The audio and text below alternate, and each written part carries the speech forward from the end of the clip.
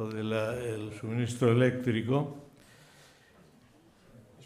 como la transmisión por internet sí que funciona, los que quieran ver las pantallas que aquí no se ven, si se conectan en el móvil a través de la web de Hidalgos de España al vídeo en directo, podrán ver las pantallas. Yo en la anterior lo hice así y podía ver las pantallas. Decirles también que esta es la última conferencia porque don Pedro González Trevijano, por circunstancias personales ineludibles, pues no podrá estar. Así que el siguiente conferenciante, que es don Amadeo Martín Rey y Cabieses, que es licenciado en Medicina y Cirugía y es doctor en Historia por la Universidad de Navarra, con sobresaliente cum laude, es doctor en Medicina por la Universidad Complutense, sobresaliente cum laude, es doctor en Derecho por la UNED, con una tesis sobre el derecho premial. Esto debería estar prohibido, ¿eh? Porque yo, que estaba encantado, porque soy doctor por fin, pues al lado de este señor, pues nada.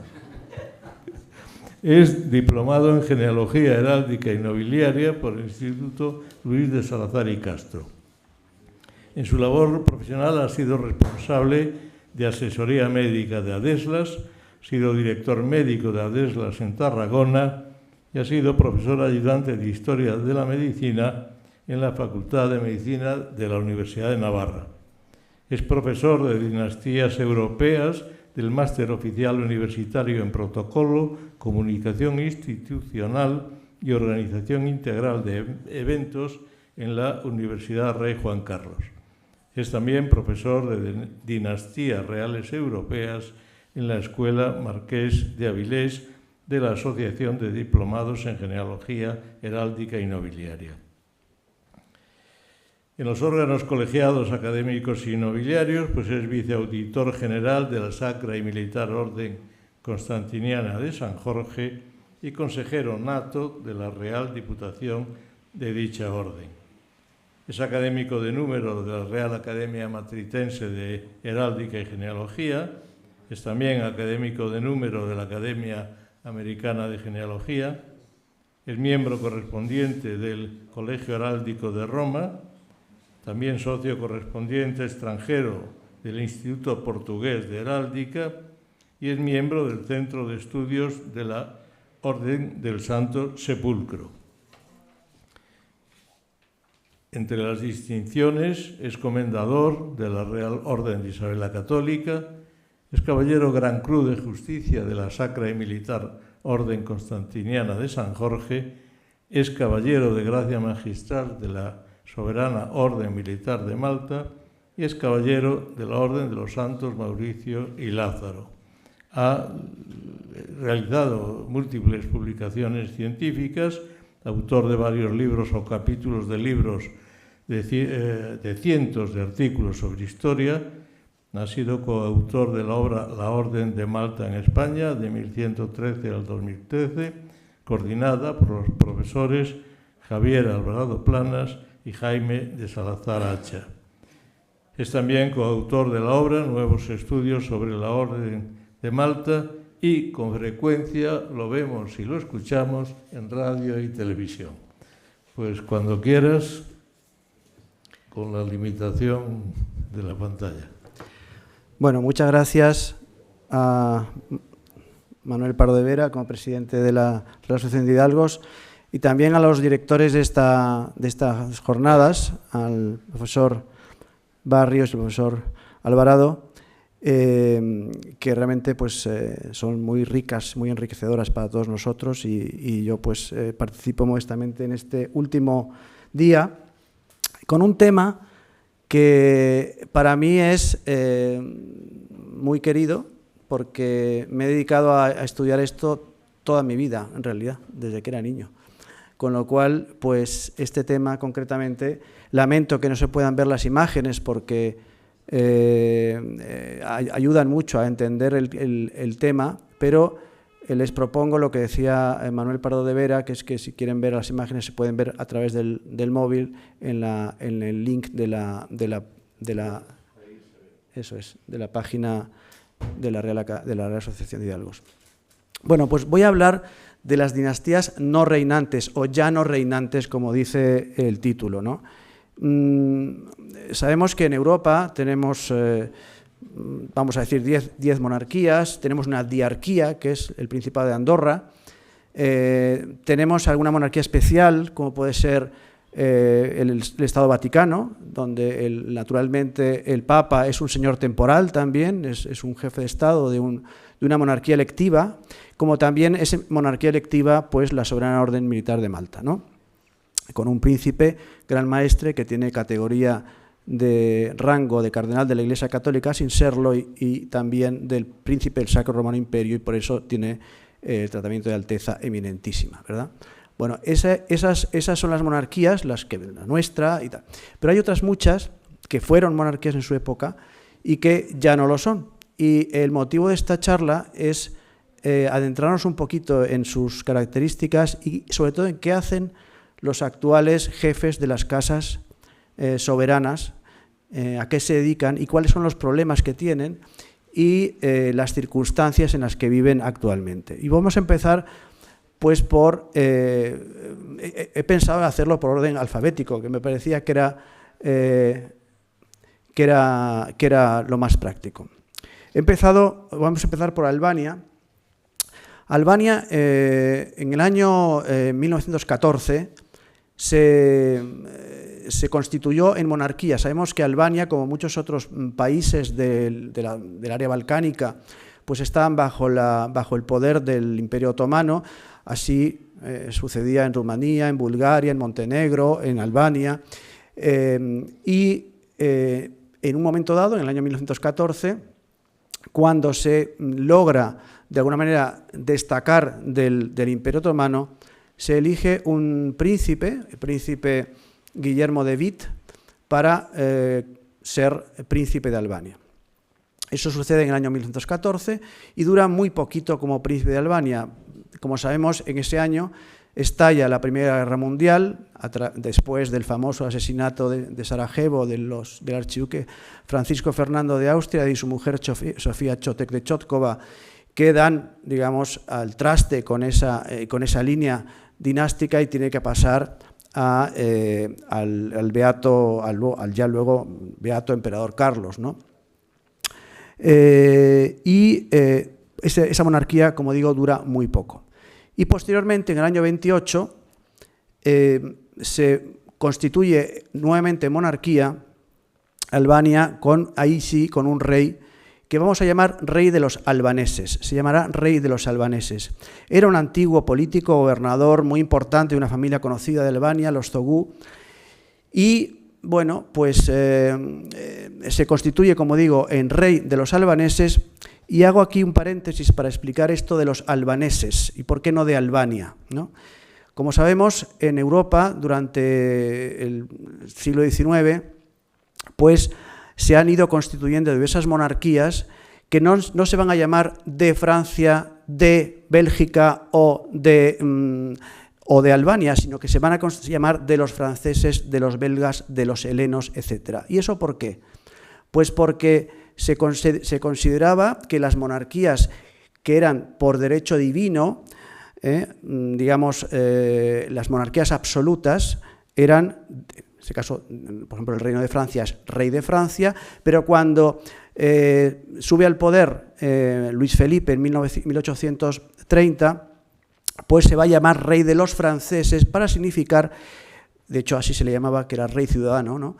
Que su poder venía del pueblo. No olvidemos que la monarquía limitada, que empieza en realidad con Luis XVIII en 1814 hasta el 24, pues ya no existía una monarquía propiamente absoluta, que era la que había habido hasta en realidad hasta su hermano, hasta Luis XVI, sino que empieza una monarquía limitada, una limitación que es por la carta otorgada de Luis XVIII, ¿no? en ese año de 1814. Bien, a partir de ese momento empieza a cambiar el concepto de monarquía y tendremos la monarquía belga, los reyes de los belgas, ¿no? Con el primer rey Leopoldo I, tendremos las monarquías la monarquía, como digo, de los albaneses y también de los helenos, que en 1832 se elige a un rey, lo veremos ahora, que era un príncipe danés, Guillermo de Dinamarca, que se llamará a partir de ese momento Jorge I,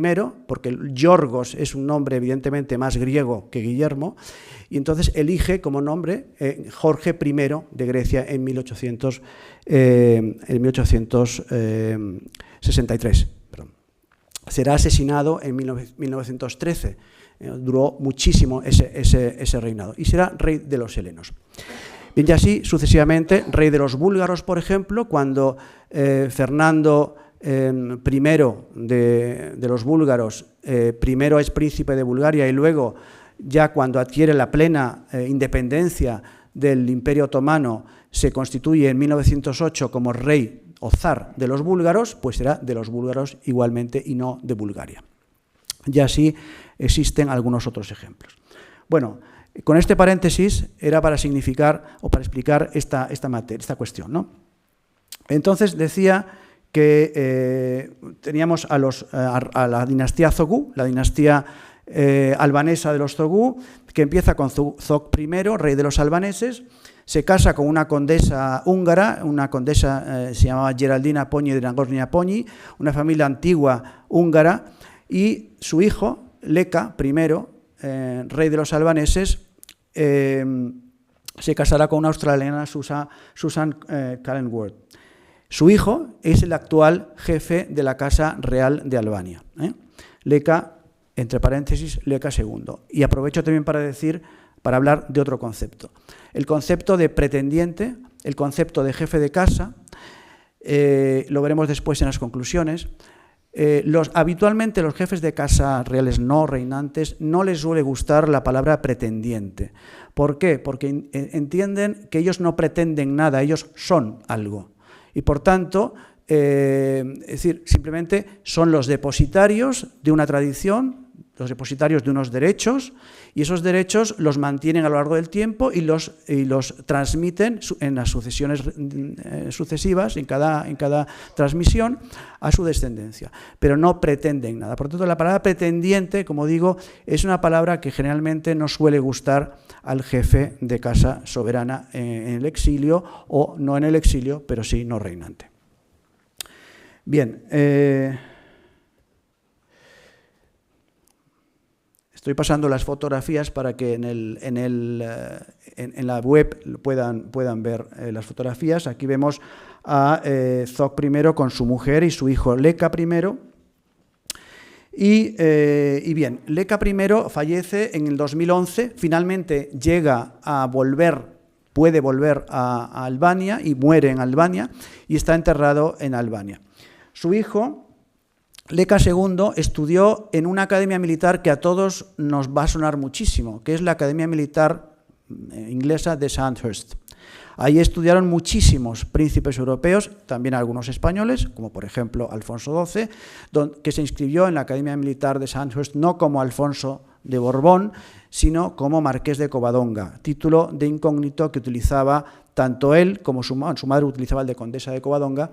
Y él también se había inscrito en el Theresianum de Viena cuando estudió en el Theresianum con ese mismo nombre, ¿no? Bien, pues Leka II estudió en la Academia Militar de Sandhurst y fue el mejor estudiante extranjero de la academia.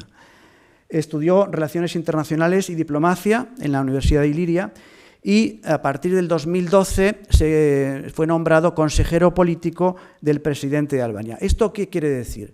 Quiere decir, y este es un ejemplo y veremos otros, que muchos jefes de casa, por el prestigio de la familia, por el prestigio personal de ellos mismos, por su preparación y por el vínculo que esa persona constituye con la historia del país, sobre todo, pues a veces son nombrados por los gobiernos de los estados, de cada uno de los estados, consejeros. Eso ha sucedido en varios casos. Por ejemplo, sucedió con el príncipe Kirill de Bulgaria, que fue durante bastante tiempo asesor del presidente de la República de Bulgaria.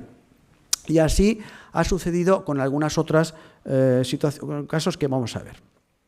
Aquí vemos nuevamente a Leka I con su mujer, la reina Susan, y aquí finalmente ya al actual jefe de la casa, Leka II. Y he traído esta fotografía que ven en la imagen, en la que se ve el matrimonio de Leka II con una actriz, Eliazaría, pero lo que quiero subrayar aquí es que este matrimonio es un matrimonio de un príncipe no reinante, pero que sin embargo a este matrimonio acuden un montón de dinastías europeas o de miembros de las dinastías europeas para arropar a este miembro, a este jefe de casa. Y esto también es bastante común y bastante frecuente. Por ejemplo, en esta fotografía pues vemos a la reina Sofía de España, vemos a la emperatriz Farah de Irán, a la princesa Lala de Marruecos, a la princesa Camila, duquesa de Castro, a Margarita, custodia de la corona de Rumanía, de la que luego hablaremos, al príncipe Radu de Rumanía, su marido, al príncipe Alejandro, príncipe heredero de Serbia o de Yugoslavia, según se quiera decir, que es el jefe de la Casa Real Yugoslava, a Catalina, su mujer, a Nicolás, príncipe heredero de Montenegro y jefe de la Casa Real Montenegrina,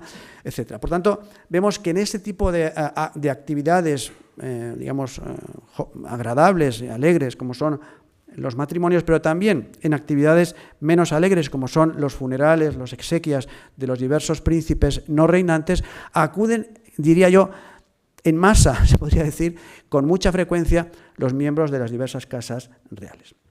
Aquí vemos el Palacio de las Brigadas, que es el palacio, la residencia oficial que fue de Zoc I y donde el actual jefe de casa contrajo matrimonio. He traído esta imagen y este escudo del periodo muy breve en el que Albania estuvo bajo el protectorado italiano. De época de Víctor Manuel III, Italia fue ocupada por Italia, época mussoliniana, evidentemente, y cambió, como ven ustedes ahí, el escudo real de Albania, poniéndole a ambos lados del escudo como si fueran dos tenantes, ¿no? En heráldica así los llamamos, dos fascios, ¿no? para subrayar su presencia, la presencia de lo italiano, digamos, en ese momento. Bien, sigamos adelante. Aquí tenemos el escudo de esa Albania de la época de Guillermo de Witt, y aquí tenemos al brevísimo príncipe de Albania, Guillermo de Witt. Fíjense que él utilizará el título de príncipe de Albania y no rey de Albania, a pesar de que en realidad en albanés esa es la palabra que nosotros hemos utilizado en castellano y en otros idiomas europeos, pero en albanés ellos utilizaban la palabra bret, que en realidad significa rey, ¿no? Eso me recuerda un poco lo que sucede, por ejemplo, en Constantinopla, ¿no? En Constantinopla usamos la palabra emperador de Constantinopla, emperador de Oriente, aunque en realidad la palabra que se utiliza es basileus, que es más bien rey que emperador. Pero, o sea, ese tipo de cambios en la denominación es bastante frecuente. Bien, aquí ven ustedes algunos datos, no me voy a extender para no cansarles, sobre este personaje, sobre el príncipe Guillermo de Witt, pero lo curioso es que él se casa con la princesa Sofía de Schönburg-Waldenburg, es una familia principesca alemana. En el escrito, cuando se publique, hablaré de las casas principescas soberanas alemanas, granducales también, y ducales alemanas soberanas. Aquí no me va a dar tiempo a extenderme sobre la materia, pero sí que pues comento que Guillermo de Witt se casó con una princesa alemana, como era él mismo, los Witt también eran príncipes alemanes. Y tuvo un hijo, Carlos Víctor de Witt, que se casó y no tuvo descendencia. Por tanto, esta familia queda extinguida y si alguna manera queda extinguida como príncipes de Albania, aunque no están extinguidos los Witt, ¿no? De tal modo que algunos estudiosos consideran que los Witt actuales, los príncipes de Witt, deberían tener derechos a la corona de Albania, cosa que está bastante en duda. Aquí vemos de nuevo a Guillermo de Witt en esta fotografía, vestido con un sombrero que lleva el escudo real el escudo principesco de Albania, y bueno, pues y vemos cuál podría ser el heredero, el presunto heredero de este principado albanés, que sería Carlos VIII, príncipe de Witt, que sería, esa sería una opinión de algunos estudiosos. Aquí le vemos entrando en Durazzo o Durrës, que es la capital antigua de Albania, con su mujer, la princesa Sofía. Y aquí el palacio de Neuwied. Esta rama de los Wied es una rama de los Wied, que son los príncipes de Wied-Neuwied. Neu, como saben, en alemán significa nuevo. Entonces, los príncipes de Wied-Neuwied. Y este es el palacio propiamente de la familia Wied-Neuwied. Y ahora entramos ya en otra dinastía, vamos a salto de mata, pero no tenemos tiempo para profundizar mucho más, que es la dinastía prusiana, los Prusia, los Hohenzollern. En esta genealogía, muy simplificada, como verán ustedes, vemos cuál es la situación actual de la Casa Real de Prusia e Imperial de Alemania.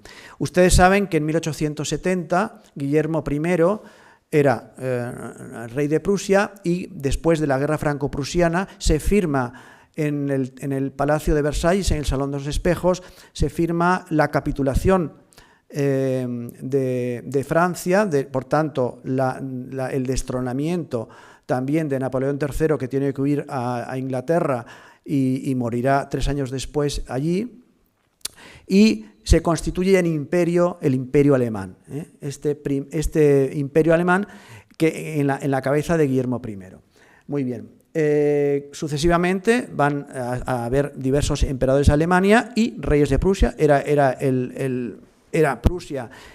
Probablemente era el reino más potente de ese ámbito geográfico de Alemania, y junto probablemente con Austria, con el Imperio Austríaco desde 1806, porque ustedes saben que hasta 1806 no se llamaba Imperio Austríaco, sino que se llamaba Sacro Imperio Romano Germánico, ¿no? En 1806, Francisco II del Sacro Romano Imperio Germánico se constituye en emperador de Austria por obra de Napoleón, que era, como ustedes saben, su yerno, ¿no? Y entonces se convierte en Imperio de Austria y posteriormente de Austria-Hungría a partir de 1867. Bien, entonces tenemos que Guillermo II es el último emperador de Alemania, muere en Dorn, en los Países Bajos, en una casa que creo que he traído la fotografía, ahora la verán ustedes, que es una casa que es curioso porque es la casa de la madre, una baronesa holandesa, de la madre de la famosa actriz Audrey Hepburn. O sea que la famosa actriz Audrey Hepburn, su madre, una baronesa holandesa, una familia importante holandesa, en cuya casa fallece en 1941 el último emperador de Alemania, Guillermo II, el llamado Kaiser, aunque en realidad Kaiser era también Francisco José y Carlos, porque Kaiser no significa otra cosa que emperador. Por tanto, habitualmente oímos que el Kaiser es Guillermo II, pero también lo era, por supuesto, Francisco José y Carlos I de Austria. Bien, ahí ven ustedes la sucesión de esta dinastía. Guillermo casado con Cecilia Mecklenburg-Schwerin, Luis Fernando casada con la gran duquesa Kira Kirillovna de Rusia, Luis Fernando de Prusia casada con la condesa Donata Emma de Castel-Rüdenhausen y el último y jefe actual de la Casa Imperial, que es el príncipe Jorge Federico de Prusia, casado con otra princesa alemana de otra familia mediatizada alemana. Y dirán, ¿qué es eso de mediatizado? Bueno, lo explicaré. Los príncipes mediatizados son aquellos que anteriormente eran príncipes soberanos, antes del Congreso de Viena, antes de 1815, por tanto, y que en 1815 se convierten en príncipes que ya no son soberanos por sí mismos, sino que son soberanos a través de otro soberano de mayor importancia. Esos son príncipes mediatizados. A veces fueron mediatizados a través de 2 soberanos diferentes, ¿no? En algunos casos. Bien, por ejemplo, es la princesa Sofía de Isenburg-Büdingen, que es la actual esposa del jefe de la casa, Jorge Federico. Aquí vemos una imagen de Jorge Federico de Prusia en el castillo de Hohenzollern, que es, por decirlo así, el núcleo de la familia, ¿no? Y a Guillermo II, en esta fotografía de este retrato de Max Körner, que es en el que se le representa como siempre se ha representado a Guillermo II, es decir, apoyando su mano izquierda en la espada, en el pomo de su sable, puesto que, como saben ustedes, nació con un defecto del brazo izquierdo que era mucho más corto que el derecho y, por tanto, sus retratos, digamos, de aparato, de corte, pues los hace siempre de esta manera. Y aquí ven la casa que antes hablábamos, el palacio o castillo, pequeño castillo, de Doorn, en los Países Bajos, donde muere Guillermo II. Y aquí vemos a la princesa Isenburg, Sofía de Isenburg-Büdingen, con el escudo de su casa. Y bien, entonces, ¿a qué se dedica Jorge Federico de Prusia actualmente? Bueno, pues se dedica, ahí lo ven, por cierto, en esta fotografía, y aprovecho también para decir eso, con una banda de color anaranjado, que además está llevada de modo diferente a como se llevan las bandas de las grandes cruces habitualmente, que se llevan del hombro izquierdo, del hombro derecho al costado izquierdo habitualmente, pero hay algunas condecoraciones en cuyas bandas de grandes cruces se llevan al revés de lo habitual. Y son, una de ellas, la Orden del Águila Negra, que es la que lleva ahí Jorge Federico de Prusia, que se lleva al revés, del hombro izquierdo al costado derecho, como sucede también, por ejemplo, con la Orden de la Jarretera, como sucede también con la Orden de los Santos Cirilo y Metodio de Bulgaria y algunas órdenes escandinavas, etc. Bien.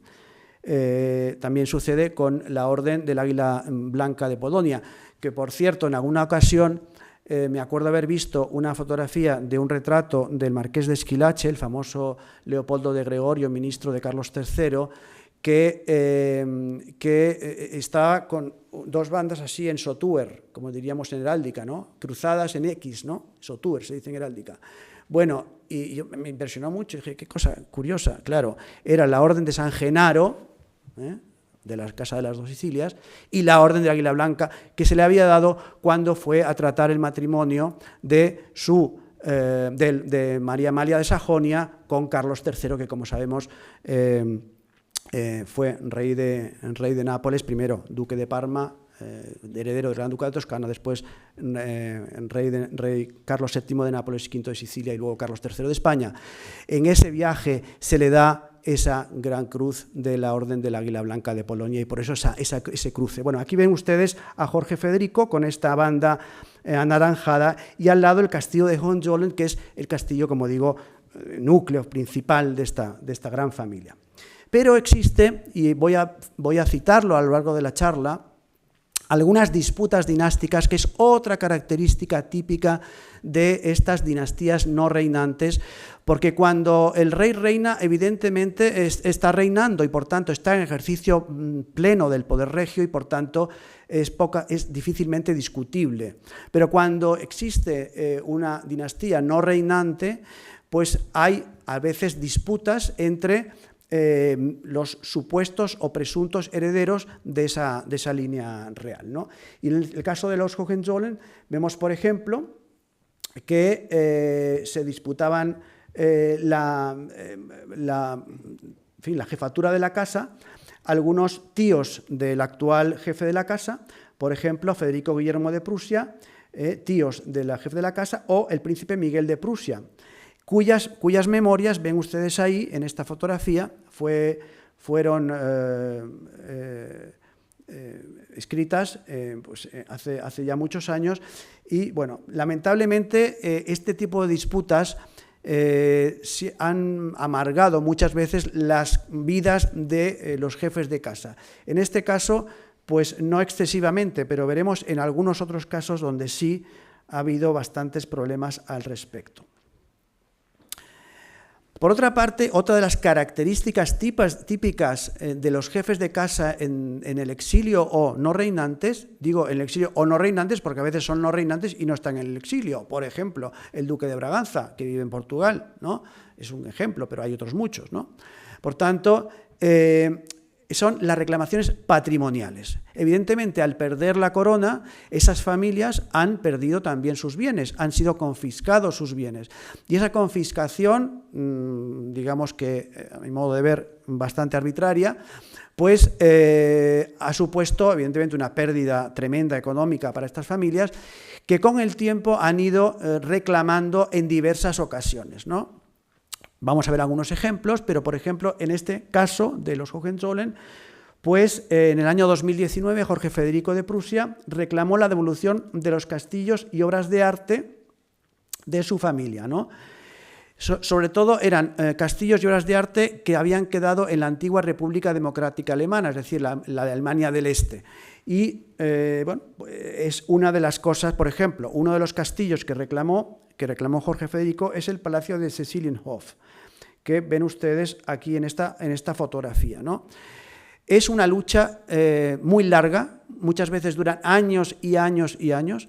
Yo he visto algunos casos de devolución, veremos por ejemplo algunos, el caso del Palacio de Vrana de los reyes de los búlgaros, que fueron tal, o por ejemplo el complejo de Sinaia en Rumanía, donde está el Palacio de Peleș de los príncipes, de los reyes de Rumanía, que también fue devuelto y el propio rey luego lo vendió al Estado y se quedó con algunas partes, algunas casas del mismo complejo real de Sinaia. Esto ha ido sucediendo en otros casos, por ejemplo, en el caso de los reyes de los helenos, de Constantino II, último rey de los helenos, se intentó, vamos a decir, en fin, darle un premio de consolación, otorgándole 12 millones de euros a toda la familia real de Grecia por todas las propiedades confiscadas en 1967 al 73, porque como ustedes saben, el rey de los helenos, Constantino II, sale de Grecia en 1967, se va a vivir a Italia y luego se irá a vivir a Inglaterra, pero hasta el año 73 no se proclama definitivamente la República en Grecia. Aquí ven ustedes a un príncipe de Prusia que vive en España y que es muy conocido, probablemente por algunos de ustedes, que es Francisco Guillermo o Franz Wilhelm de Prusia, y que se da la casualidad de que este príncipe prusiano, que es bisnieto del Kaiser Guillermo II, se casó en 1976 con la gran duquesa María Vladimirovna de Rusia, es decir, la jefe de la Casa Imperial de Rusia. Por tanto, estamos viendo que hay un matrimonio mixto entre un príncipe ex-luterano convertido a la ortodoxia antes de su matrimonio en 1976 con la gran duquesa María y con la jefe de la Casa Imperial de Rusia, la gran duquesa María Vladimirovna de Rusia. Aquí le ven ustedes en esta fotografía. O en esta otra fotografía que está al lado del príncipe Alois Konstantin de Löwenstein-Berheim-Rosenberg, que es una familia también principesca alemana, y aquí en este caso además lo ven con el toisón de oro, porque es caballero del toisón de oro austríaco. Aprovecho para decir, ustedes ya saben que existen dos ramas del toisón de oro, el toisón de oro español, digamos, otorgado por el rey de España, y el otorgado por, en este caso, el archiduque Carlos, jefe de la Casa Imperial de Austria. Y vamos ahora, voy a ir muy deprisa con el ducado de Anhalt.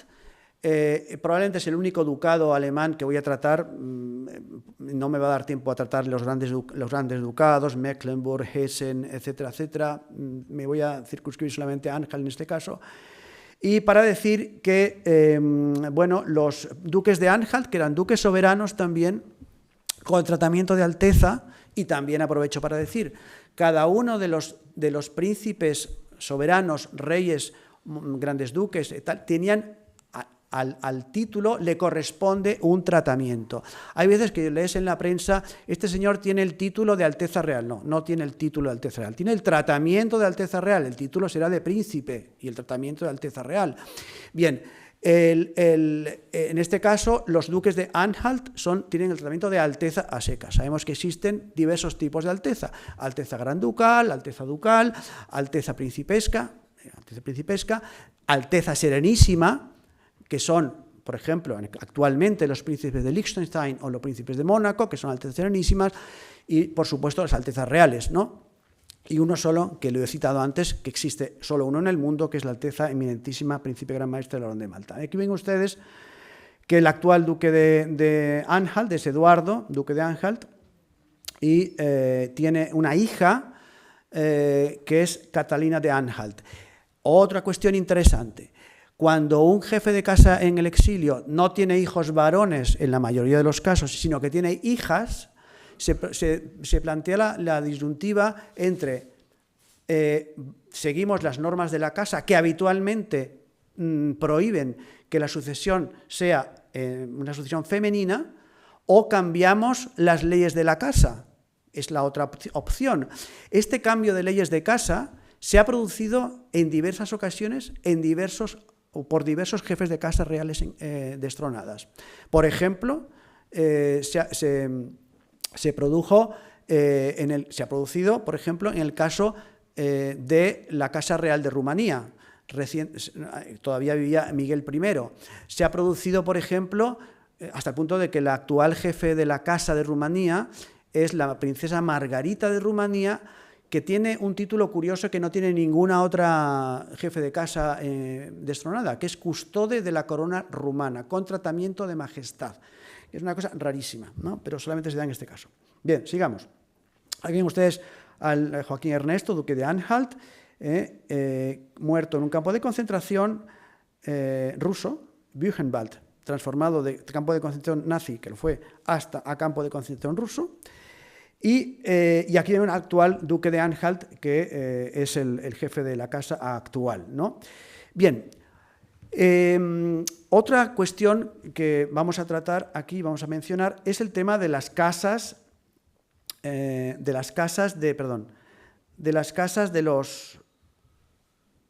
los príncipes en el exilio. Bueno, en el ducado de Anhalt ha habido alguna disputa dinástica también, lo ven ustedes ahí. Y hay un caso curioso que se da en Alemania en varias familias, que es el caso de la adopción. Es decir, por ejemplo, una princesa de Anhalt, concretamente la princesa María Antonieta de Anhalt, hermana de Eduardo de Anhalt, María Augusta de Anhalt, adopta a un señor de una familia muy humilde, y lo convierte en príncipe de Anhalt, ¿no? Por cierto, este príncipe de Anhalt se casa con una actriz muy famosa, fue su octavo marido, que se llama Sasha Gabor, no sé si a ustedes les suena, ¿no? Y hay muchas fotos de Sasha Gabor, que tenía varias hermanas, también todas muy guapas, y el octavo marido fue justamente este príncipe adoptado de Anhalt, que supuso un dolor de cabeza tremendo para el duque verdadero, jefe de casa de Anhalt, Eduardo, ¿no? Y bien, en el año 2010 este Eduardo modifica las leyes sucesorias para que su primogénita Catalina fuera heredera. Aquí ven ustedes la foto de este príncipe de Anhalt, que en realidad se llama Hans Robert Lichtenberg, y a su princesa la que la adoptó, la princesa María Augusta, ¿no? Aquí le ven con Sasha Gabor, y aquí lo ven como él mismo, siguiendo esa tradición, decidió adoptar a un chico muy joven de 26 años como su sucesor, ¿no? Luego se peleó con él y actualmente pues, este chico, que se llama Kevin Feucht, pues ya no tiene esa condición. Y aquí ven el Palacio de Wallenstedt, que es uno de los palacios de los Anhalt, y el pabellón de caza de Rödkoft, que es un pabellón de caza comprado por el duque de Anhalt por 400.000 euros, una ganga, como ustedes verán, para recuperar parte de esas propiedades confiscadas durante la época, digamos, cuando el telón de acero existía, digamos. Vamos a los Austria. Es una familia muy importante y muy interesante también para nosotros, puesto que, como ustedes sabrán, pues nuestra corona, nuestra monarquía, pues ha estado, la han ostentado miembros de esta familia de los Habsburgo. He puesto Habsburgo-Lorena, debajo de lo que pongo Imperio Austrohúngaro, he puesto Habsburgo-Lorena, porque sería Habsburg-Lothringen en alemán, porque, como ustedes saben, a partir del matrimonio de María Teresa, archiduquesa de Austria, con Francisco I de Lorena, duque de Lorena y luego emperador, y por cierto, ella era rey de Hungría, no era reina, rey, no existe el reina de Hungría, existe el rey de Hungría. Bien, María Teresa era rey de Hungría y el Francisco I primero del Sacro Imperio Romano Germánico, su tal. Por tanto, a partir de ese momento la familia ya no se llamará más Habsburgo, o se llamarán Habsburgo-Lorena. Bien, ahí ven ustedes al último emperador, a Carlos I de Austria, pero también cuarto rey de Hungría, que casa con Zita de Borbón-Parma, hija de Roberto I, duque de Parma, duque de una monarquía también del norte de Italia, monarquía soberana. Otón, u Otto, como era más bien conocido, el archiduque, que fue jefe de la Casa Imperial, casado con la princesa Regina de Sajonia-Meiningen, y Carlos, que es el actual jefe de la casa, que se casa y se divorcia después de la baronesa Francesca Thyssen-Bornemisza de Castron, que es, como ustedes sabrán, la hija del famoso Heinrich Thyssen-Bornemisza, ¿no? Marido de Tita Cervera, ¿no? Que es la actual baronesa viuda de este señor. Y el heredero de la casa es Fernando Zvonimir, archiduque de Austria, príncipe de Hungría y de Bohemia. Esto es los títulos que llevan todos los archiduques de Austria y todas las archiduquesas de Austria. Por tanto, todos los miembros de la familia son absolutamente todos archiduques de Austria, los que son dinastas, evidentemente, no los que han perdido la condición de dinastas, ¿no? O sea, de que puedan heredar el trono, ¿no? O suceder en el trono. Son todos archiduques de Austria y príncipes de Hungría y de Bohemia. El archiduque Otto se dedicó durante toda su vida, o durante buena parte de su vida, a la actividad política. Ustedes saben que fue diputado en el Parlamento Europeo,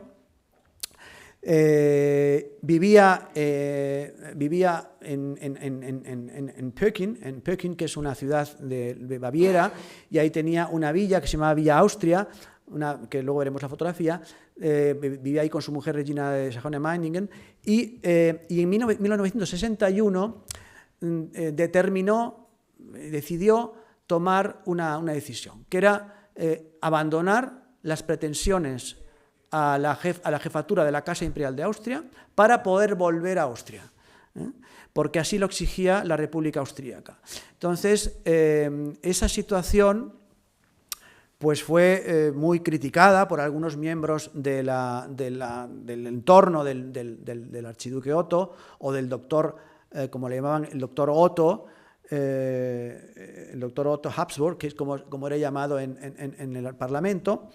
Por cierto, hay una anécdota muy graciosa que yo la suelo contar siempre a mis alumnos, que es que una ocasión en el Parlamento estaba el archiduque Otto, el doctor Otto, ¿no? Y le vienen al despacho y dice: mire, hoy juegan un partido de fútbol Austria y Hungría, ¿y contra quién jugamos? Dijo él, ¿no?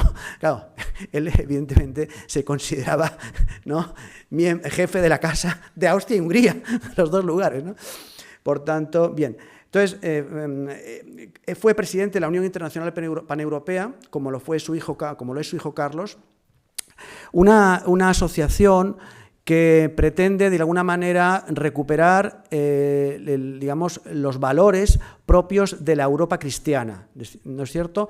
Y yo he estado en alguna ocasión, me acuerdo, en la Universidad de Navarra, donde yo entonces estaba estudiando, con Hans Rydbeck y con el príncipe Heinrich von Starhemberg, miembros ellos dos del movimiento paneuropeo, que fueron a dar una conferencia justamente en la Universidad de Navarra sobre este movimiento, ¿no? Un lugar donde evidentemente, por lógica, como una universidad católica como esa, pues obtuvieron bastantes adeptos. Bien, el archiduque Otto durante muchos años tuvo pasaporte de Mónaco y de la Orden de Malta. Es otra de las características. Ven ustedes que vamos saltando y vamos viendo muchas características diferentes, ¿no?, de los príncipes en el exilio, que es que pierden su nacionalidad. En algunos casos, pues tienen que utilizar estos subterfugios de un pasaporte diplomático, un pasaporte de una orden como la Orden de Malta, que lo puede otorgar, un pasaporte de un principado pequeñito, como es el Principado de Mónaco. En el caso de los griegos, por ejemplo, de los reyes de los helenos, cuando salen de Grecia, tienen que utilizar alguna nacionalidad, algún pasaporte. ¿Y a cuál acuden? ¿Ustedes a cuál se les ocurre que pueden acudir? Pues miren, acuden al danés. No olvidemos, como he dicho antes, que Guillermo, primer rey de los helenos, No el primer rey de Grecia, el primer rey de Grecia fue Otto de Baviera, en 1832. El primer rey de los helenos, que fue Jorge I, era un príncipe danés. Y ellos conservaron siempre, y hasta el día de hoy, doña Sofía es princesa de Grecia y Dinamarca, reina de España. Bueno, conservan hasta hoy esa condición de príncipes daneses y, por tanto, la posibilidad de tener pasaporte danés. Entonces, ellos utilizaban el apellido Glücksburg, que es digamos, una parte de su largo apellido de Schleswig-Holstein-Sonderburg-Glücksburg, ¿no? El Glücksburg, que es el apellido propiamente danés de la dinastía danesa, y el pasaporte danés. Bien. También el archiduque Otto se dedicó a escribir en prensa, fue escritor en ABC, escribía sobre todo sobre política internacional, que era lo que él conocía con más por supuesto, ustedes saben que el archiduque Otto pues vivió en Lekeitio con su padre, antes en Madeira con su padre, el beato Carlos, el emperador Carlos, y con su madre, la emperatriz Zita, hasta que en 1922 Alfonso XIII les acoge primero en el Palacio del Pardo, donde nace la última hermana, la archiduquesa Isabel, la última hija póstuma del emperador Carlos, y luego Alfonso XIII les facilita el instalarse en una casa muy grande que actualmente existe como hotel en Lekeitio, ¿no? Y por eso es que yo me he carteado mucho cuando hacía mi tesis doctoral en historia con el archiduque Otto, y me escribía siempre perfectamente en español. Escribía un perfecto español. Hablaba 10 idiomas, dicho sea de paso, pero bueno, entre otros el español con mucha facilidad. Aquí ven ustedes a Villa Austria en Pöcking, en Baviera, y el actual archiduque Carlos, jefe de la Casa Imperial, jefe y soberano de la Orden del Toisón de Oro austríaco, y director general de la Organización de Naciones y Pueblos No Representados desde el 2002, presidente del Comité Internacional de Blue Shield, que es una organización que se dedica a la preservación de los monumentos y del patrimonio cultural, y a eso generalmente se dedican también muchos de estos príncipes, a la preservación del patrimonio, a la conservación del medio ambiente, a la conservación, por supuesto, de la tradición familiar y de los archivos familiares, etcétera, etcétera. Y aquí ven a otro miembro de la familia, el archiduque Simeón de Austria, nieto del beato emperador Carlos, y actualmente presidente de la Real Comisión para Austria de la Orden Constantinina de San Jorge. Y el heredero, Fernando Zvonimir, que es piloto de automovilismo. Ya estamos hablando de una generación mucho más moderna, mucho más contemporánea, y ven que se dedican a otras actividades, como puede ser en este caso el automovilismo. Bien, el Gran Ducado de Baden.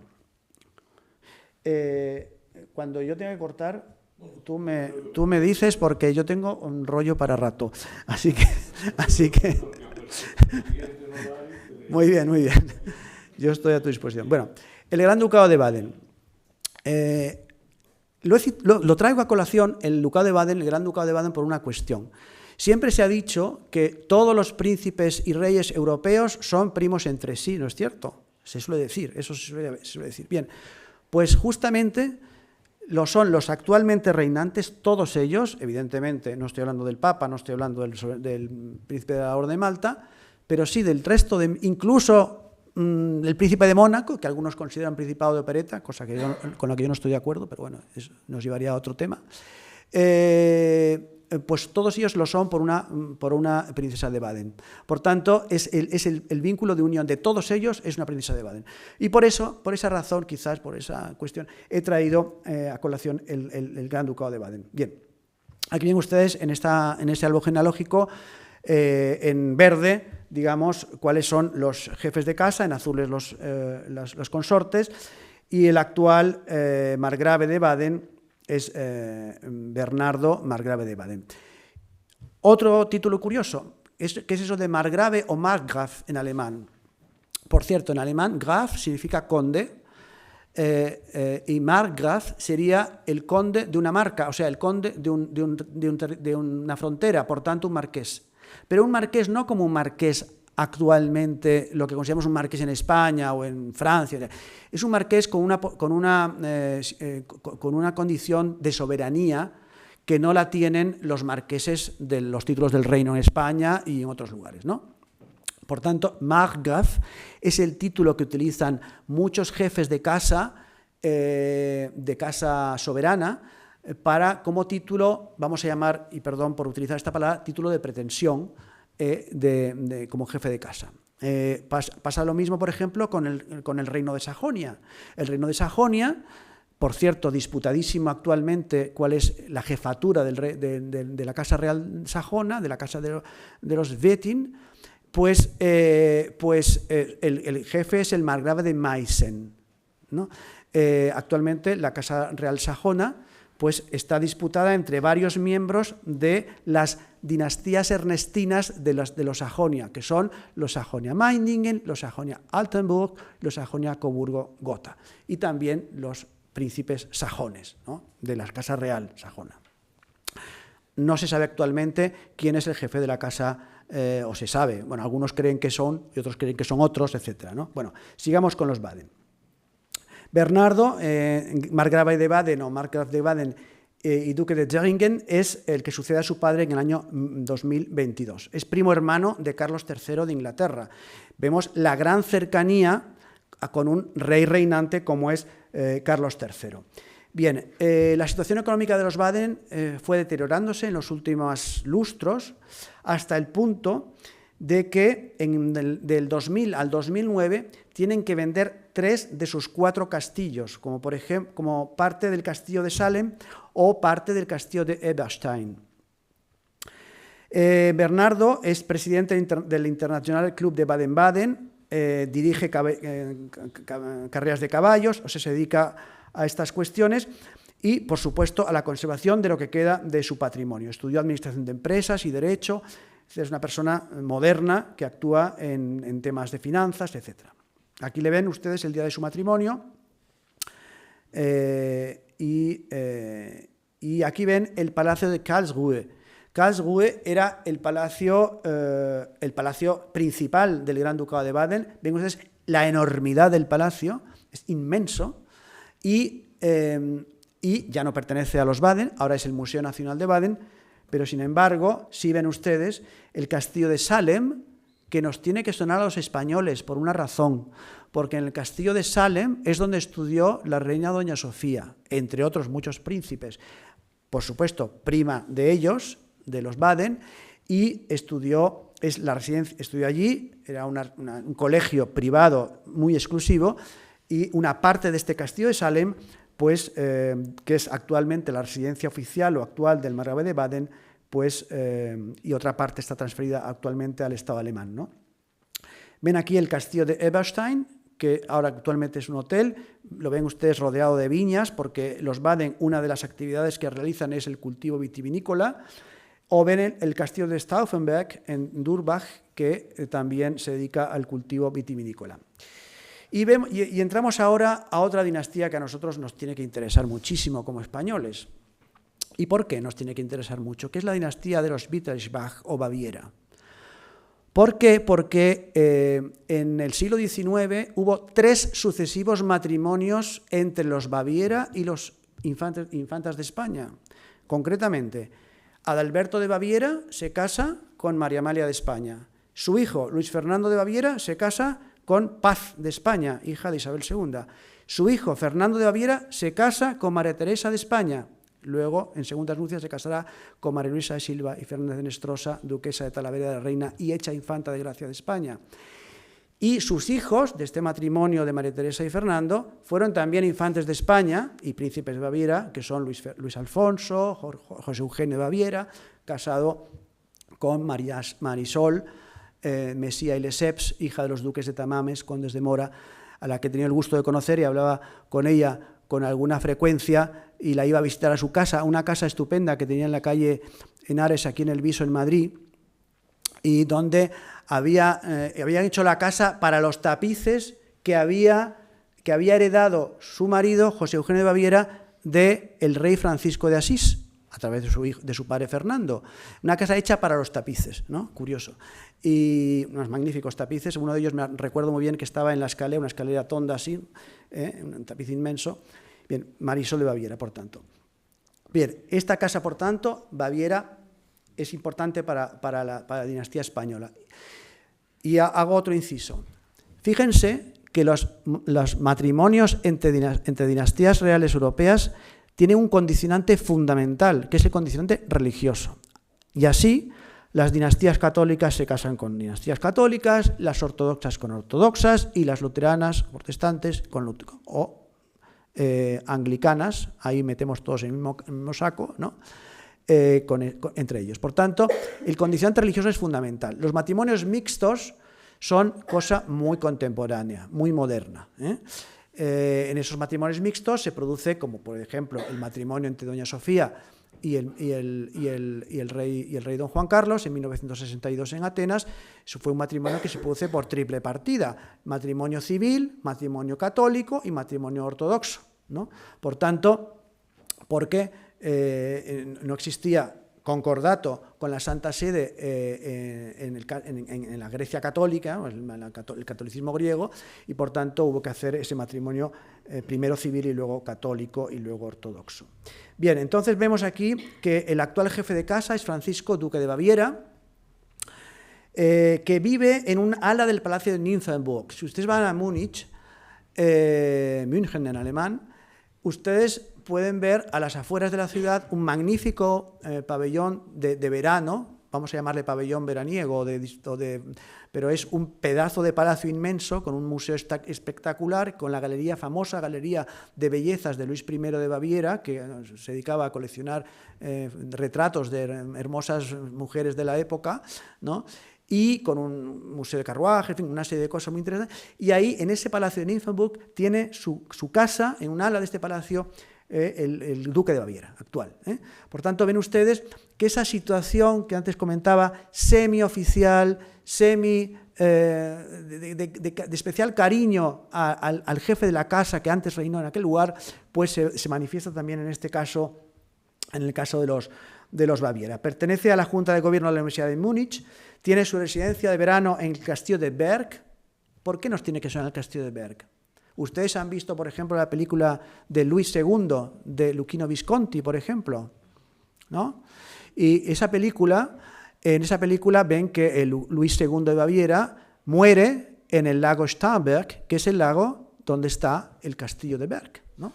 Castillo donde fue recluido Luis II de Baviera cuando le consideraban que estaba un poco loco, de hecho se llaman el rey loco, y muere de una manera un poco misteriosa en ese lago. Bueno, pues ese castillo de Berg es el palacio de verano actualmente del duque de Baviera.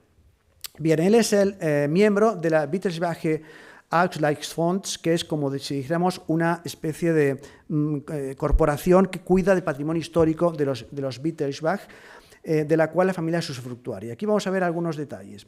Aquí vemos en esta diapositiva cuáles son las propiedades de esa WAF, ¿no? La Wittelsbacher Ausgleichsfonds, que son los castillos de Berchtesgaden, el archivo de la familia de Wittelsbach, ¿no? Que actualmente forma parte del archivo de Baviera, y de la Glyptoteca de Múnich, y parte del castillo de Nymphenburg, como he citado antes. Eso es el WAF. Luego tenemos, y vemos aquí a Nymphenburg, una foto de Nymphenburg, magnífico palacio, una foto del castillo de Hohenschwangau. Si ustedes han estado en Neuschwanstein, que es el castillo famoso del rey loco, así se le llamaba, ¿no? En Baviera, enfrente del castillo está Hohenschwangau. Este también pertenece a esa corporación. Y ven ustedes el Palacio Real de Berchtesgaden, que tiene una magnífica iglesia al costado, como ustedes verán, y el castillo de Berg en el lago Starnberg. También el pabellón de caza de Grünau en Neuburg y el castillo de Sandershof. Por tanto, este conglomerado de propiedades, de castillos de los Baviera es francamente importante y probablemente dentro de las dinastías reales europeas no reinantes sea el más importante, junto quizás con las posiciones que tuvieron en tiempos los Baden y que tuvieron en tiempos los Hannover, como luego veremos. Luego están los activos privados de los Baviera. Y tenemos, por ejemplo, el monasterio de Tegernsee, con su cervecera aneja, se dedica a la fabricación de cerveza, el Wildbad Kreuth, las tierras del monasterio de Banff, el castillo de Wilde, Leutstetten, Kaltenberg y una cervecera que se llama König Ludwig, o sea, Rey Luis, justamente para recordar al Rey Luis, en Kaltenberg. Y luego están un tercer grupo de propiedades, que ven ustedes en la siguiente columna, que son las propiedades del Estado, propiamente del Estado de Baviera. Y ahí tenemos el citado castillo de Neuschwanstein, el palacio de Lindenhof, que aparece en esa película que acabo de citar, y el palacio de Herrenchiemsee.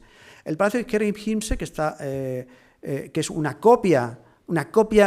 auténtica copia del Palacio de Versalles, un poco más pequeño, pero la Galería de los Espejos es unos metros más larga que la de Versalles, así decidió Luis II que fuera, pues está en una isla, en este lago, y es, por tanto, del Estado de Baviera. Actualmente es museo. Ahí ven ustedes el monasterio de Tegernsee, es propiedad de los Baviera, Wilbad Kreuz, el monasterio de Banz, que es una maravilla, como ustedes ven en esta fotografía, el castillo de Leustetten, el castillo de Kattenberg, y aquí a continuación el famosísimo, esto sí, todo el mundo lo habrá visto alguna vez o habrá estado, el castillo de Neuschwanstein, el palacio de Lindenhof y el palacio de Herrenchiemsee. Y aquí ven ustedes cómo es la sucesión actual. Francisco no se casó, tiene una pareja, él es homosexual y hace 40 años vive con su pareja y por tanto no tiene descendencia y sin embargo pues tiene un hermano que es Max Emanuel, duque en Baviera, y hago un inciso para explicar qué es esto de duque de Baviera y duque en Baviera, muy importante, ¿no? Existen dos ramas de la casa bávara, de los Wittelsbach, por llamarle así la rama mayor, que son la rama de los reyes de Baviera, ¿no? Reyes y duques y electores de Baviera, ¿no? Ustedes saben que los electores eran los príncipes que elegían al emperador, ¿no? Y luego está la rama menor, que son los duques en Baviera, ¿no? Los Herzog zu Bayern, sería en alemán. Zu, y una cosa es von y otra cosa es zu, ¿de acuerdo? Entonces, los que son Herzog zu Bayern son los duques en Baviera. Por ejemplo, ¿quién era Herzog zu Bayern, duque en Baviera? Max en Baviera, padre de la famosa Sisi, la emperatriz Isabel de Austria, que nació Isabel en Baviera, duquesa en Baviera. Su padre era Max en Baviera y su madre era Ludovica de Baviera, hija del rey de Baviera. Fíjense, se casa, por eso era prima hermana de Francisco José, su marido, que era hijo de Sofía de Baviera, ¿de acuerdo? Por eso eran primos hermanos entre sí. Bien, hecha esta explicación del en, de, etcétera, y digo en, ¿y por qué es lo de y en? Porque solamente había un duque en Baviera, que era el Wittelsbach duque en Baviera, no había más duques en Baviera, ¿de acuerdo? Hay algunas dinastías, por ejemplo Liechtenstein y algunas otras dinastías principescas alemanas, que utilizan la doble denominación. Concretamente los Liechtenstein son todos ellos príncipes von und zu Liechtenstein, o sea, de y en Liechtenstein, ¿de acuerdo? Eso sucede con los Liechtenstein y con otras cuantas familias alemanas principescas. Bien, aquí ven ustedes que el presunto heredero de la casa será el príncipe Leopoldo o Luitpoldo de Baviera, primo de los anteriores. Y aquí ven ustedes al actual jefe de la casa con su pareja, se llama Thomas Grünwald. Y aquí ven ustedes una fotografía de Marisol de Baviera. Esta Marisol de Baviera, de la que he hablado antes, que murió a los 90 y tantos años, y para mí era un gozo hablar con ella, porque era una mujer que había conocido a la emperatriz Eugenia. Entonces, yo estaba escribiendo entonces algo sobre la emperatriz Eugenia, y entonces ella me contaba de su tía Eugenia, ¿no? No olvidemos que Eugenia estaba casada con el emperador Napoleón III, pero su hermana Paca era duquesa de Alba, y los tamames, pues son, lógicamente, también son Alba por un lado, ¿no? Por tanto, este matrimonio, pues, y bueno, y ahí ven ustedes. Bien. Otra familia, los Orleans-Braganza. Bien, vamos a hacer un resumen muy breve. Brasil, ustedes saben que cuando Napoleón ocupa o viene a ocupar Portugal, la familia real portuguesa decide algo que a lo mejor hubiera sido bueno que hubiera hecho Fernando VII, que es irse a América, ¿no? Si lo hubiera hecho Fernando VII, otro gallo cantaría, me parece a mí. Pero bueno, no decidió eso, sino que se fue a Francia, estuvo alojado, muy bien alojado, en un castillo francés. Y en cambio, los reyes de Portugal, ¿no? Los reyes decidieron irse a sus posesiones de ultramar y se fueron a Brasil. Concretamente, se fue Pedro de Portugal, Pedro IV de Portugal, se fue a Brasil y fue después Pedro I del Brasil, emperador del Brasil, ¿no? Su hijo será Pedro II del Brasil, que será emperador del Brasil nada menos que hasta 1889. Por tanto, duró muchísimo el segundo imperio brasileño. ¿Y por qué cayó? Cayó el segundo imperio brasileño porque la hija de Pedro II, en un viaje que hizo Pedro II a Europa a ver a su familia europea, la dejó a ella como regente. De hecho, se le llama Isabel la regente, ¿no? Y en ese momento ella y su gobierno decidieron manumitir a los esclavos. Claro, los terratenientes brasileños de momento no vieron con buenos ojos esa manumisión, ¿no? y actuaron en contra de la regente que había determinado esa manumisión, y cuando llega Pedro II, evidentemente el imperio cae, etc. Y desde entonces se hizo un referéndum en 1993 en Brasil para intentar recuperar la monarquía, un referéndum que fue un referéndum, en fin, se había previsto hacer en una determinada fecha, y el gobierno determinó, cuando ya estaba determinada esa fecha, determinó adelantarla muchos meses, porque vieron que la campaña en pro de la monarquía estaba aumentando los adeptos y evidentemente no convenía. Y entonces se hizo un adelanto de bastantes meses, un adelanto de ese referéndum. Bien, entonces los Orleans Braganza. Isabel, de esta que he citado, la regente, se casa con Gastón d'Orléans, conde de U, ¿no? Por tanto, de la familia real, digamos, francesa, de los reyes de los franceses, ¿no?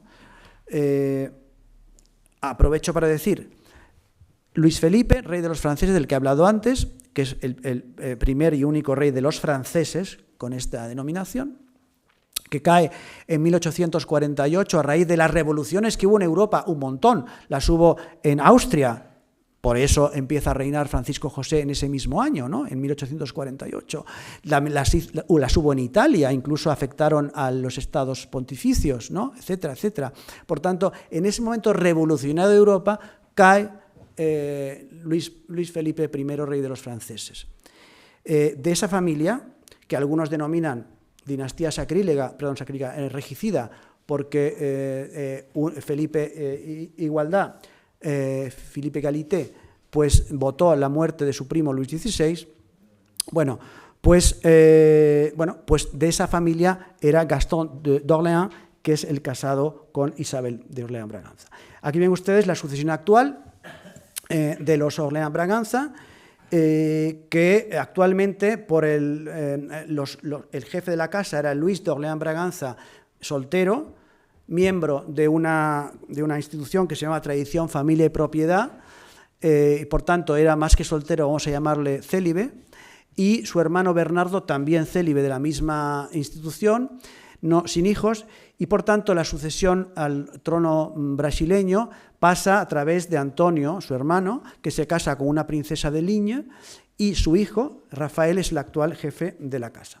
Lo verán ustedes aquí ven ustedes al príncipe Rafael de Orleans Braganza, y aquí el Palacio Imperial de Verano de Petrópolis. Ustedes saben que la capital imperial de la época imperial era Petrópolis, aunque Río de Janeiro evidentemente es donde estaba la familia real, aunque Río de Janeiro era la capital de alguna manera y estaba también el Palacio Real, etcétera, ahí, pero donde vivían, donde hacían la vida más a menudo era en este Palacio de Petrópolis, ¿no? Bien, vamos a los búlgaros. Ven ustedes aquí, antes hablé que tengo 7 minutos. Entonces, en los 7 minutos que quedan hablaré de lo que pueda. El resto lo podrán ustedes leer en el escrito cuando se publique. Bulgaria. Bulgaria es otro de esos países que estaban bajo la égida del Imperio Otomano, ¿no? Y en un momento dado consigue apartarse de ese poder otomano y Fernando I se constituye en príncipe de Bulgaria. Los Sajonia-Coburgo-Gotha yo les llamo el vivero de las familias reales europeas. ¿Por qué? Porque tenemos Sajonia-Coburgo-Gotha en Bulgaria, en 1830 en Bélgica, reyes de los belgas, en, lógicamente, el ducado de Sajonia-Coburgo-Gotha, que es un ducado soberano, en Portugal, donde María II de la Gloria, reina de Portugal, se casa con Fernando de Sajonia-Coburgo-Gotha, que utilizará ordinal, Fernando II, rey de Portugal, ¿no? Y, por supuesto, Alberto de Sajonia-Coburgo-Gotha, que se casa con la reina Victoria de Inglaterra. Por tanto, ven ustedes que los Sajonia-Coburgo-Gotha están extendidos por toda Europa y a través de ellos muchísimas familias son parientes. Bien, por tanto, Fernando I, primer rey en 1908 hasta 1918, en que abdica, y morirá en 1948 en Coburgo, que es el castillo de Coburgo, que es la sede de su familia. Boris III, que morirá de un modo muy extraño en 1943, después de una entrevista con Hitler. Él va a ver a Hitler y al volver en avión de ver a Hitler, muere de modo muy raro. Su corazón está enterrado en el monasterio de Rila, en Bulgaria, que es el monasterio más importante, es el Escorial búlgaro. Y su hijo Simeón II. Simeón II empieza a reinar con 6 años de edad en el año 1943 y durará hasta el año 1946, en que con 9 años tendrá que abandonar Bulgaria. Gobernó, lógicamente, con una regencia. Uno de los regentes fue el príncipe Kirill, su tío carnal, que fue asesinado por los comunistas al caer la monarquía. Entonces él deja Bulgaria con su madre, la reina Juana, nacida Juana de Saboya, ¿no? Juana, hija del rey de Italia, y se van a vivir a Alejandría. ¿Por qué Alejandría? Porque en Alejandría vivía también Víctor Manuel III, rey de Italia. Ahí estaba exiliado, en Alejandría de Egipto, no en Alessandria, la ciudad italiana, ¿no? La lombarda, no, sino Alejandría de Egipto. Entonces ahí estuvo un tiempo y después Francisco Franco, el jefe del Estado español, les ofrece venir a Madrid, ¿no? Como ofreció a otros miembros de casas reales. Lisboa y Madrid fueron lugares de recepción de dinastías reales exiliadas. En Lisboa, ¿quiénes estuvieron? En Portugal, no solamente en Lisboa. Estuvo Carol II de Rumanía, estuvo la reina Juana de Bulgaria, estuvieron los condes de Barcelona, como sabemos muy bien, estuvo Humberto II de Italia, estuvieron los archiduques de los palatinos de Hungría. Por tanto, hubo diversas familias reales y también aquí. ¿Aquí quiénes estuvieron? Aquí estuvo, por ejemplo, como he dicho antes, como acabo de decir, Simeón II, que todavía conserva su casa en la Avenida del Valle, aquí en Madrid, aunque, como dije antes, recuperó su Palacio de Brana, aunque se lo han querido quitar y ha vuelto a demandar ya a través del Tribunal Europeo de Derechos Humanos y ha conseguido pues, mantener por lo menos esa propiedad. Pero también aquí ha estado la Gran Duquesa María de Rusia, que antes he mencionado, y el Gran Duque Vladimir Kirilovich de Rusia, su padre. También estuvo Nicolás de Rumanía, por ejemplo, que murió en Madrid. Por tanto, hay varias familias reales que han estado aquí en Madrid. Bien, aquí ven ustedes al rey Simeón II con los collares de las órdenes de su casa y a su hijo primogénito, Cardán de Sajonia-Coburgo-Gotha o Cardán de Bulgaria. Por cierto, los Bulgaria cuando estaban en Madrid no utilizaban el apellido Sajonia-Coburgo-Gotha generalmente, utilizaban un título de incógnito que es condes Rilski. Eran Cardán Rilski, Kubrat Rilski, Kirill Rilski, Konstantin Asen Rilski y Kalina Rilski, que son los hijos, todos con K, como verán ustedes, ¿no? Por tanto, ese es el nombre que usan. Y ven ustedes a Boris, que es el actual heredero de la corona. Aquí hay una imagen del rey de Bulgaria, aquí en Madrid. Y el Palacio de Brana, que es el palacio que, como digo, ha sido devuelto a los Bulgaria, pues hace unos años, aunque luego el Estado búlgaro ha intentado recuperarlo. Yo me pararía aquí, tengo más dinastías de las que hablar, evidentemente, pero no quiero cansarles, y si tienen alguna pregunta más bien, pues me estaré encantado de responder. ¿Alguna pregunta, alguna cuestión? Yo he estado siguiendo las imágenes con el móvil, otros lo habréis podido hacer. Como aquí las imágenes son extraordinariamente buenas, son fantásticas, y esto lo que sí ha quedado es en YouTube, yo creo que pueden volver, si no escuchar, porque eso lo han escuchado muy bien, lo pueden reescuchar, pero sobre todo disfrutar y centrarse todavía más viendo las imágenes fantásticas que has puesto en esta presentación. ¿Alguna pregunta? Pues si no hay, vamos a pasar a un pequeño acto de cierre de este simposio.